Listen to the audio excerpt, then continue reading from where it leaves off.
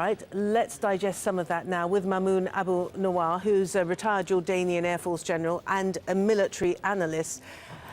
I'm just wondering, having a look at that very, very complex map and that division of Syria's land between so many different groups, how does it look in terms of the civil war, the basic civil war of opposition groups versus the Assad regime? It's very complicated, as you mentioned, but it's beginning to clear now things like the forecast, what's the next move for the Assad regime and the Russian. The way I see it is they will secure Aleppo area by conducting, we hear this morning that the rebels, they're shelling some of the Aleppo positions. So they would like to clear these positions before commit anything towards Idlib. When you say cleaning this area, what do you mean is that they are undertaking operations to try to hold the territory, to flush out any remaining rebel activity? Exactly, and there's mainly Rashidin 4 and Rashidin 5, and there is a Mansoura area. This area they will start with.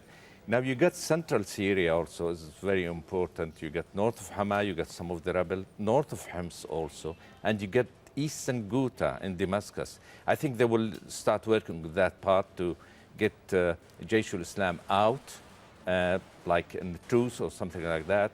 Then they will go for Idlib. Idlib, I think they will delay it for a while till they got clean up these pockets. Palmyra, it will be difficult for them. They're vulnerable to manpower. They have a big shortage. That's why they called the reserve for that.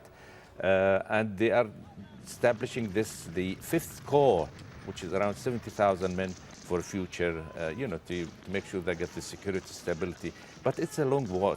It's not easy the way they're doing things. They're going to face a lot of problems. And it's not just Syrian forces, of course, on the ground, is it? It has the support of other militias fighting on its behalf. How far has the Syrian military force itself been depleted by almost 6 years of fighting? Very badly. He got only like 25,000 men he can deploy around. He cannot conduct two fronts at the same time.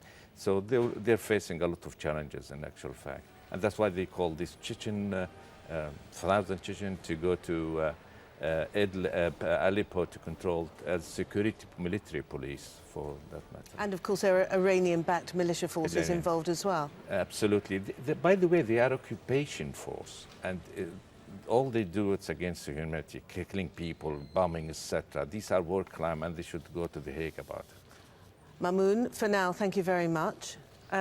Let's have a look